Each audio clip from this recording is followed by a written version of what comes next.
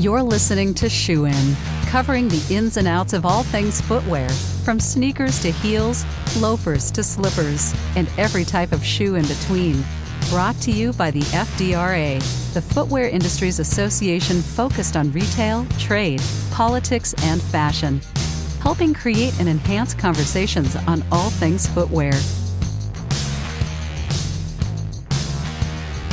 Sandi Mines, it's so good to have you back in the co-host role here at Shoe and Show. I'm your co-host, Matt Priest, and one of the things that I really value in our industry are strong female leaders. Sandi, you're one of them.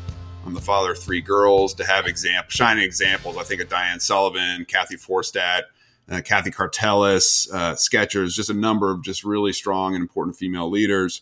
Our guest today is another one of those strong female leaders. I'm so excited to have her here on Shoe and Show because she has a lot of great insights. She's been in the industry for quite a long time, and I know she'll have a lot to share with us. So, Sandi, who on earth is joining us for Shoe and Show today? The big reveal. Today, I'm really looking forward to having a great conversation with Kitty Bolinger from Dansko, the new president. Congratulations, Kitty. Welcome to our show. Thanks for joining us today. Well, thank you for having me. This is very exciting. Can't wait to talk to you guys. We always start out by asking our guests on this podcast to say a little bit about where they came from, how you joined the shoe industry. You know, tell us a little bit about your shoe story, if you will. I joined the shoe industry because when I graduated from college, I joined an executive training program at what was Strawbridge and Clothier, which eventually became a May Company department store, which, the whole absorption process. And it just so happened that I was put as a junior assistant buyer in the footwear department. I don't know whether it was to punish me or because they thought it was a great opportunity, but and I was a junior assistant buyer for what was Comfort Footwear in 1987, which meant a lot of Selby and Naturalizer and none of the European brands that we all know and think of when we talk about comfort footwear today. I thought that the retail side of things was really exciting until I started to interact with sales reps. And then I realized that the real fun was on the wholesale side. So I reached out to Timberland multiple times, and finally somebody read my letter because that's what it was. I had done my research on the microfiche at the library about Timberland and invited me to come and join them as a tech rep, which is amazing training if you're going to be on the road in sales or marketing with a footwear company. It's a great way to enter the industry. So then, spent some time at Timberland, a good length of time there, enjoyed the rise from, I think they were 190 million when I joined, and I think they were 1.2 billion when I left. So you see a lot. Interestingly enough, when I joined Timberland, I felt like, wow, this is a really male-dominated industry. And in 1990, it was. But along the way, I was so lucky at Timberland because the women that did come into Timberland were amazing. I mean, you're talking about, Michelle Poole, Wendy Yang, Lisa Petroselli of Kenneth Cole, Claire Spofford, who now runs J. Jill. I mean, we didn't have a lot of women, but the ones that we had were amazing. So I never felt like this isn't an atmosphere where people can thrive, where women can thrive. I thought, man, you have to really be on your A game. But it's really a place where you can have an amazing career. So fast forward, I get a call from someone at Dansko. I just started with what is now Vionic. And they said, we have this job, national sales manager, and your name was, provided to us. Would you like to come and talk to us? And what I was thinking was, I don't want that job. I have just started a great job, but I really want to meet Mandy Cabot. So I'm going to go out there and I'll talk to you. And they did sort of throw out the carrot of, you'll have lunch with Mandy and Peter. So it was a done deal. I got here, and as they say, the rest is history. But the good story behind the story is I was in the restroom. Mandy came in. We started to chat, and just the two of us, because otherwise it had been, a room of about 6 or 7 people. And it turned out that Mandy went to the same boarding school that my mother went to. And it's a small boarding school outside of Baltimore. And I called my husband from the restroom and I said, "Oh shit, I have to take this job." It's a sign, right? I mean, you have those little things in life where you're like, wow, that's just too coincidental. So that's how I got here. That is unbelievable. My wife calls those things sacred echoes that really reverberate and draw you in. And you're right. You had to take the job.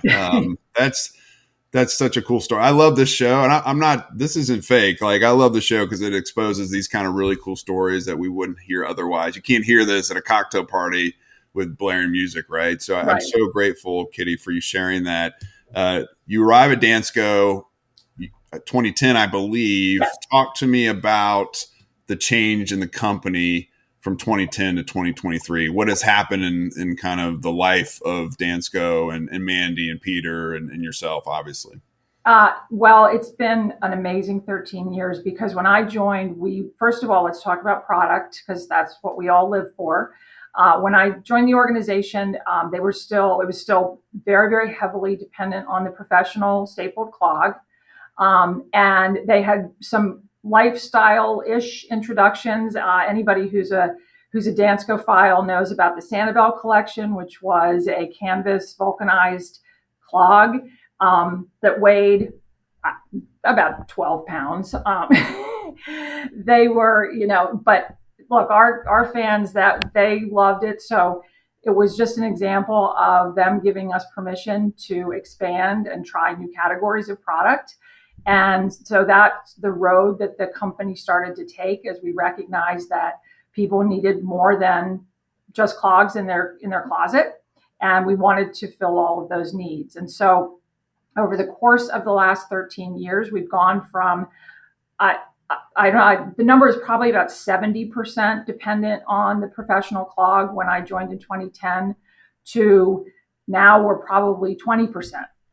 Dependent on that silhouette.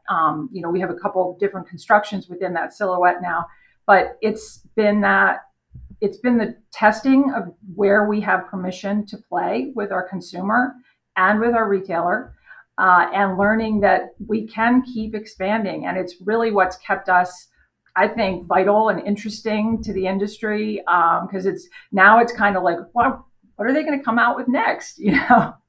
I was lucky enough to be with Christine Broxy up at Schuler's last week, and we were previewing some fall 24.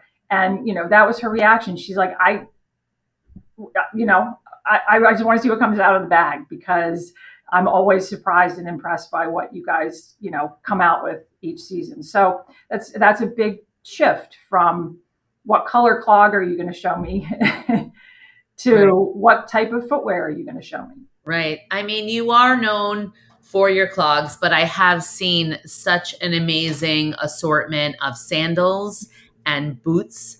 And really, it's always clog season, right? It's summer, spring, fall, winter. It's always clog season. But the sandals and the boots that you've come out with are pretty amazing. And I've seen you take some risks in that, and you have to, right? In order to expand, you have to. But I think what's interesting is that you've always stayed true to your core, your sustainability, the products that you produce and the materials that you use, and down to your headquarters. When I went out to visit, when I was working at Footwear News, I went down to visit. Of course, they also offered me a lunch with Mandy, and I jumped at it too.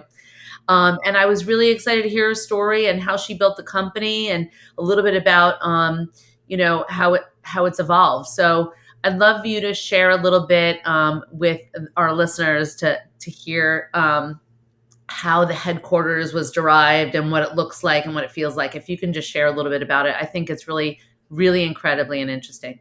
So the Mandy and Peter story as it relates to Dansko really starts with the fact that Peter's from Denmark and they were in Denmark and discovered the clog. Fast forward to they're getting big enough that they need to build a headquarters that can house as many as 160 to 200 employees. And Peter, with his Danish aesthetic and his forever commitment to environmental responsibility, took the lead on the project. And so we have a lot of elements of the building that reflect the environmental commitments. So for instance, we have a grass roof. We have our parking, half our parking is grass because you have to have a certain number of parking spaces according to code when you're building a building of this size. But Peter's way of getting around pouring a bunch of asphalt was, okay, people can park on the grass. So those are the environmental types of things. We have a living wall that has, we have plants everywhere in this building. So some of that was Peter. Also, just the architecture itself is very Danish. Recently, we had somebody visiting and they said that it looks like the Lego headquarters, which is also a Danish company. There are no 90-degree angles in the construction. Everything has waves, and it's a really identifiable aesthetic and a really beautiful way to build a building. It is beautiful. I mean, I was blown away by it. And this was many, many years ago before it was a trend to build your headquarters like that, right? You were way ahead of the curve on that notion. So I just thought it was really interesting. And if people do get a chance to visit the headquarters, Please. They absolutely should do that. I'm going to put in a little plug. The NSRA event next May is in Hershey, Pennsylvania. That's right. You fly into Philadelphia and you're trying to get to Hershey. You kind of go by our headquarters. So if you want to come in, please reach out. We'd love to host you. That's a great call out. Well, let me ask you this, Kitty. Sandi kind of hit on it, but you were sustainable before sustainable was cool. And to be honest with you, we have our industries trying to figure out kind of how to drive more sustainable product, which is very complex. People can go to shoesustainability.com and see all that FDRA is doing in the space. But I would argue it's actually more difficult to get the building in the headquarters kind of retrofitted because we have so much aging infrastructure within the industry of the headquarters, as it relates to headquarters. You guys have the headquarters right. Talk to me about the product side of things. How has sustainability been more of a focus on the product side? We have always partnered with who we consider to be the very best providers of whatever we are looking for, whether it's outsoles or leathers or any materials. And part of how we define the best is the way that it's made. Is it made with respect for the environment? Is it made in a manner that includes sustainable elements? We are very, very far from perfect because this industry is, by its very nature, very difficult to be able to check every box around, yes, every element is sustainable. So I would say we are a work in progress, but it is part of our evaluation process and has always been. So when we partnered with Vibram, they have an eco outsole. And of course, then that's the one that we choose because we know that it has recycled elements. And that makes it, in our mind, better than the one that doesn't have the recycled elements. So that's really how we make our decisions around what we use. It's interesting when you bring new people into an organization that's where ours is kind of inherent, like people just know that you ask those questions and you go with the one that feels like they're doing the most that they can to protect the environment. Sometimes that's more expensive. And when you bring in folks that are new, sometimes you have to explain, no, we're not going to go for the 6 cents less or because that's not the best by our definition of the best. And so there's kind of a learning process there. One thing I would also like to talk about with sustainability is people. So in 2012, Dansko became 100% ESOP. That means we are a 100% employee-owned company. That is also part of a commitment to sustainability because we have people who would not have retirement accounts. But because an ESOP is basically a retirement plan, we are able to provide employment in an environment that has, been up and down in terms of, particularly in our neck of the woods. The unemployment rates sometimes get high because we're a little bit rural. And we are able to sustain a whole community of people and give them something that will allow them to retire and have worked hard and be rewarded for that. And so I think that is also very much a part of Mandy and Peter's commitment to sustainability, was when they made that choice as opposed to some of the other choices they could have made.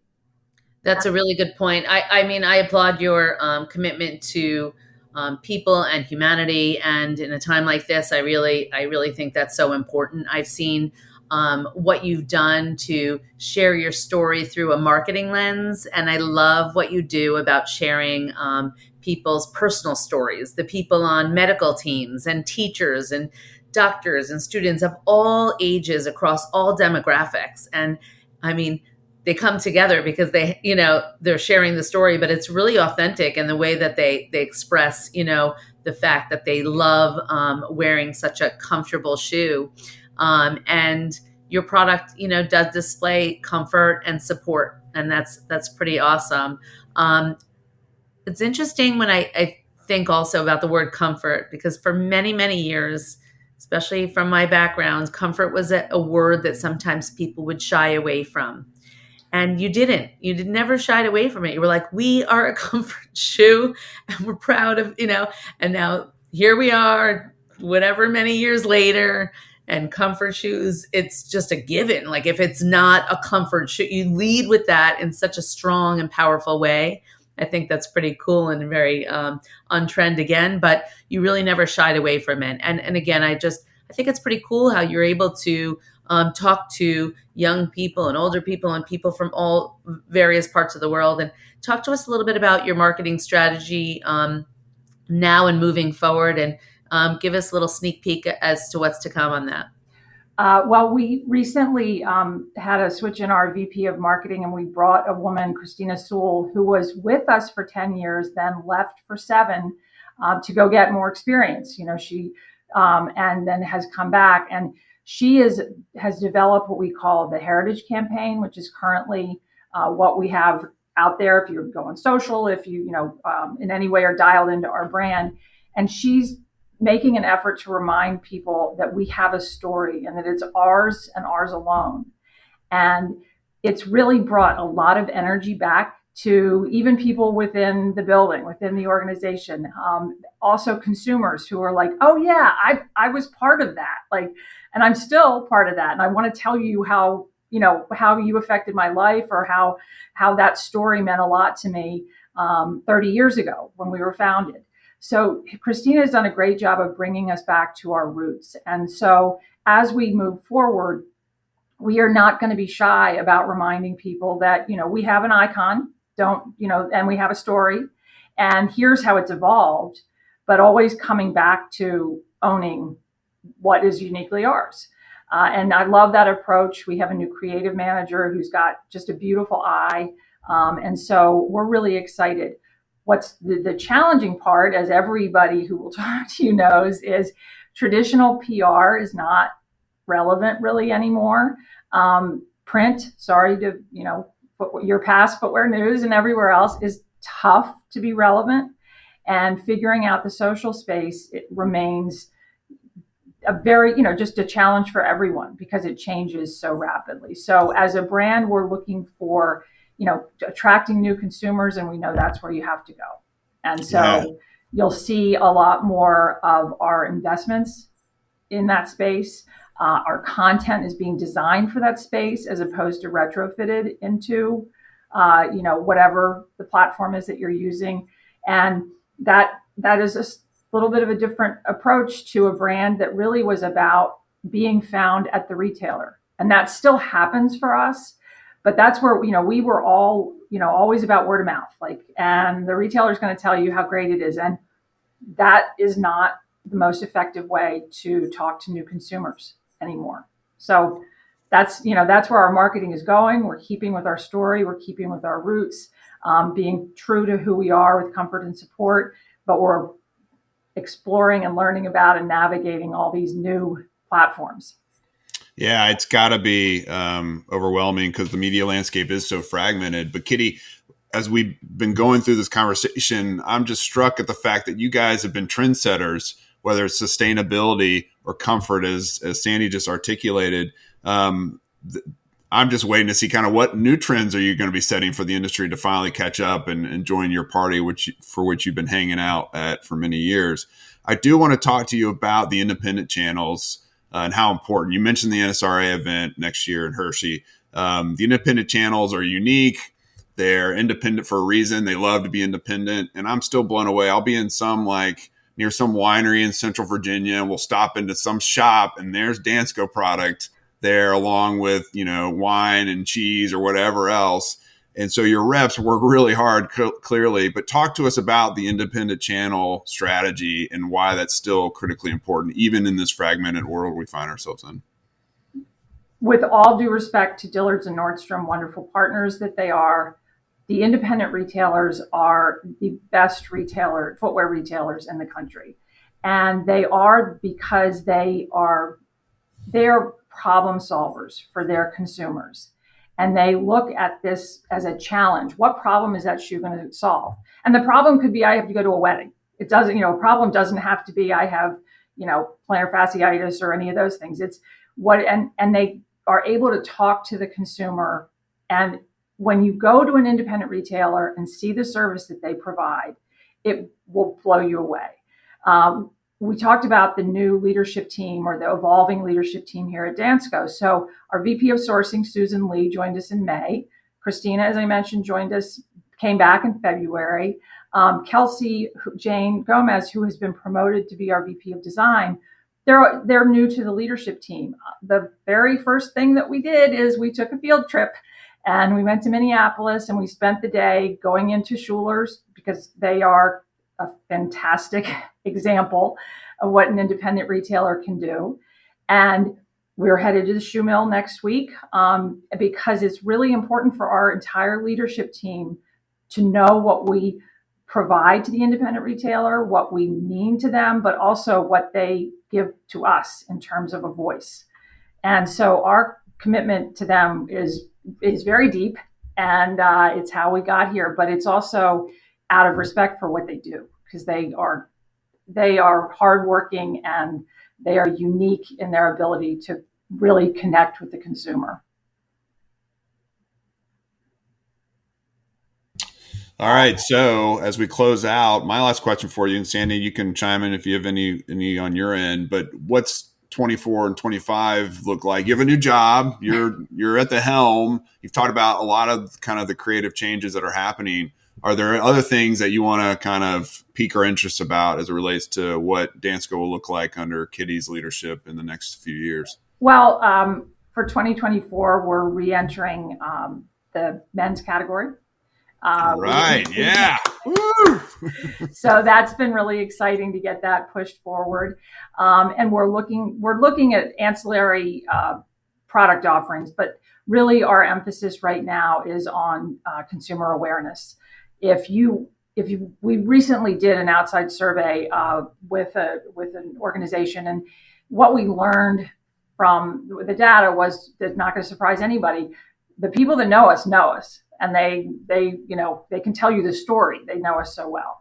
The problem is that we are not front of mind for an entire generation, which we are calling new moms, because the reason we're focused on them is because we know that when somebody decides that comfort is more important than aesthetics, we want to be the brand that they put on their feet because they're probably going to love the feeling and the look and everything. So we need to get there.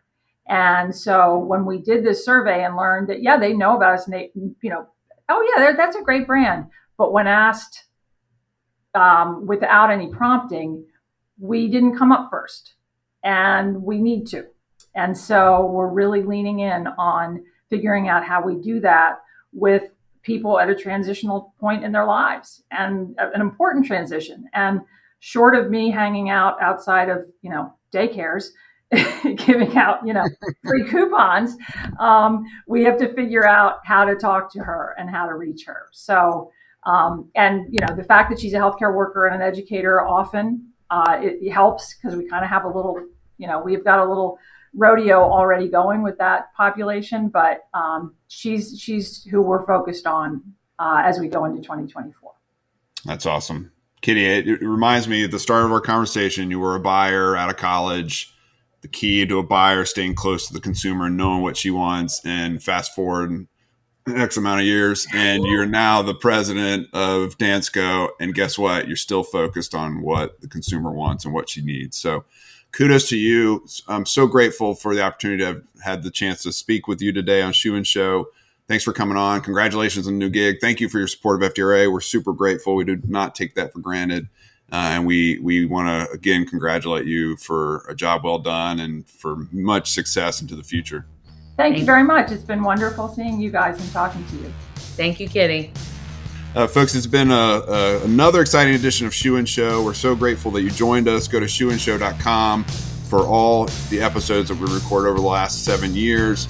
And be on the lookout for our next edition next week. And make sure you subscribe wherever you get your podcasts. And until next time, Shoe and Show is out.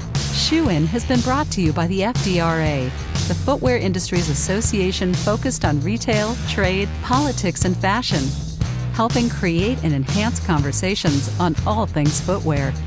For information about FDRA, visit fdra.org.